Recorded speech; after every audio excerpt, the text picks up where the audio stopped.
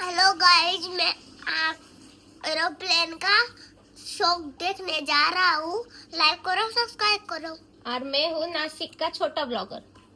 नासिक का छोटा ब्लॉगर। जल्दी आना आप भी शो को. अब भी शो को जल्दी आना. तर मंडळी मस्त विहानला ट्रेन करते मी ब्लॉगिंग साठी. आणि आता आम्ही लेटच झालेलो आहे असं पण, कारण काल पण शूट होतं माझं, सो लेट झालेलो आहे. पण आता फक्त चहा घेतो आणि निघतो. चला सो गाईज, आम्ही आता निघालेलो आहे, तिघं जण आहे. तर आता तिथे गेल्यावर तुम्हाला दाखवतो. सॉरी, आमच्या मसूरचा रस्ता जरा काही नाही. तर तिथे गेल्यावर आता तुम्हाला मस्तपैकी सगळ्या काही गोष्टी दाखवतो. Stay tune. सो गाईज, गर्दी बघू शकता तुम्ही, किती सारी गर्दी आहे. तर चला आता जॉईन होऊ.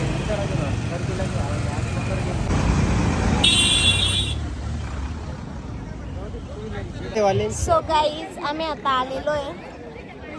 आता बघूया कसा होतो शो. आणि आम्हाला एकदम खतरनाक शो होणार आहे आज. तो एकदम जलवा आहे आपला भारताचा. तर खरंच अभिमान आहे आपल्या भारतामध्ये असं काही होतं. एकदम मोठमोठे शो आणि आहे. तिकीट्स हे फक्त बोलताय, आणि तिकीट्स माझ्या जेटजीने काढून दिलेले. हे फक्त आयत्या पिठावर रेगोट्यावर. स्कूलचे आमचे फॅन फॉलोइंग पण भेटलेले आहे. थांबा तो म्हणता. तर मंडळी, ते खूप छान लहान मुलं होते, ते पण आमचे व्लॉग बघायचे. आणि त्यांनी मला ओळखलं होतं, त्यामुळे त्यांनी हाय केलं आणि सांगितलं की दीदी तू खूप छान दिसते आणि तुझे ब्लॉग खूप सुंदर असतात. सो मी बघू शकता तुम्ही, गर्दी किती होती. आणि ते सगळे भोसला मिलिटरी स्कूलचे स्टुडंट होते. किती डिसिप्लिनमध्ये बसलेले होते ते, त्यांचे टीचर्स आणि ते. आणि इथे आम्ही दोघं पेरूच्या वाडीचं आईस्क्रीम खात होतो. तिथे होतं स्टॉल, फुकट नव्हतं, पैसे देऊन होतं. आणि मग इथे आम्ही वाट बघत होतो कधी जेट्स येतील. आणि विहान मस्तपैकी त्या मुलांसोबत इतका रमून गेलेला होता. हे सगळे हॉस्टेलचे स्टुडंट होते मिलिटरीचे. आणि जे आपल्याला बघायचं होतं ते आता आलेलं आहे. तुम्ही बघू शकता किती सुंदर क्षण हे हा. म्हणजे किती छान एअर शो आहे. जर तुम्ही नाशिकचे असाल, आज तुम्हाला नाही पाहायला भेटला, तर उद्या पण हा शो आहे.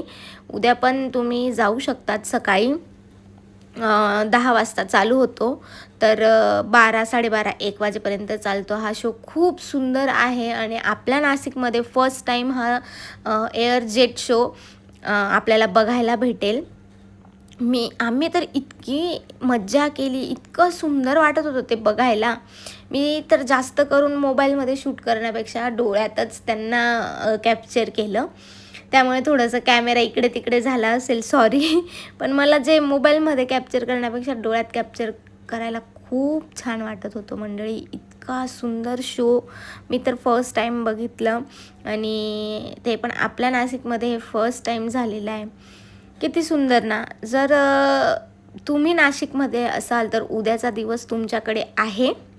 आणि असं काही नाही की तुम्ही तिकीट काढायला पाहिजे. हे तिकीट्स आम्हाला सरकारी म्हणजे माझे जेटजी त्यांनी प्रोव्हाइड केलेले होते, म्हणून आम्ही तिथे गेलेलो होतो. नाही तर अदरवाईज तिकीट्स म्हणजे तुम्ही बसू नाही शकत तिथे, तुम्हाला तिकीट्स काढावे लागतील. सो किती सुंदर आहे, तुम्ही बघू शकता. तिकीट्स काढण्यापेक्षा तुम्ही बॅकवॉटरला जातात ना गाईज, जसं आपण बॅकवॉटर्सला फोटोशूट वगैरे करायला जातो, जे नाशिकचे लोक आहेत त्यांना माहिती आहे. तर तुम्ही बॅकवॉटर्स 10, 10:30, 11 वाजता पण तुम्ही त्या रस्त्याला जरी आले ना, तरी तुम्हाला 11 वाजता त्या रस्त्याला जरी आले तरी तुम्हाला वरून हा शो बघायला भेटेल. म्हणजे तुम्हाला तिकीट्स काढायची पण गरज पडणार नाही आहे. हे एकदम सिक्रेट सांगून दिलेलं आहे मी, की तुम्हाला तिकीट्स काढायची गरज पडणार नाही. हे आम्हाला माझ्या जेटजींकडे त्यांना जसं ते सरकारी आहेत त्यांचं, तर त्यांनी विथ फॅमिली होतं म्हणून मला तिथे एंट्री आम्हाला दोघांना भेटली. नाहीतर तिथे एंट्री भेटली नसती, मग पे करावं लागलं असतं आम्हाला.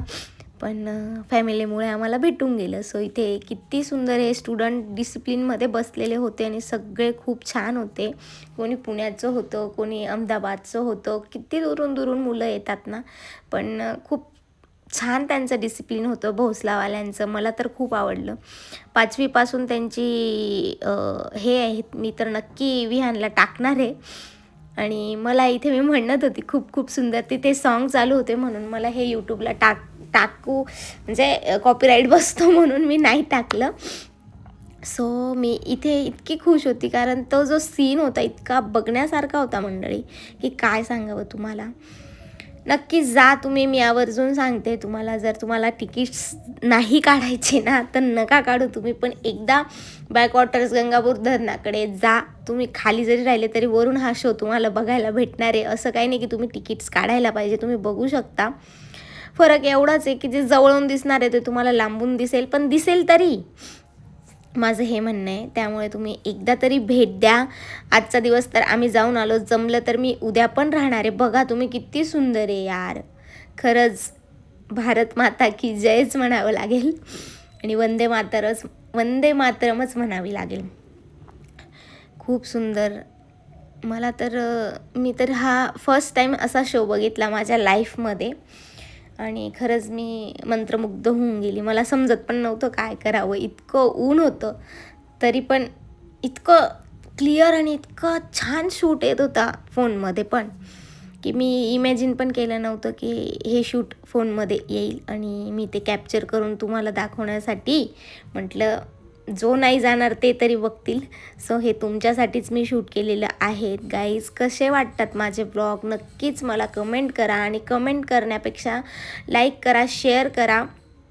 आणि माझं इंस्टाग्राम ID आहे स्वरा राजपूत ऑफिशियल, तिथे पण छान छान शॉर्ट्स व्हिडिओ मी टाकत असते, तर तेही तुम्ही बघा.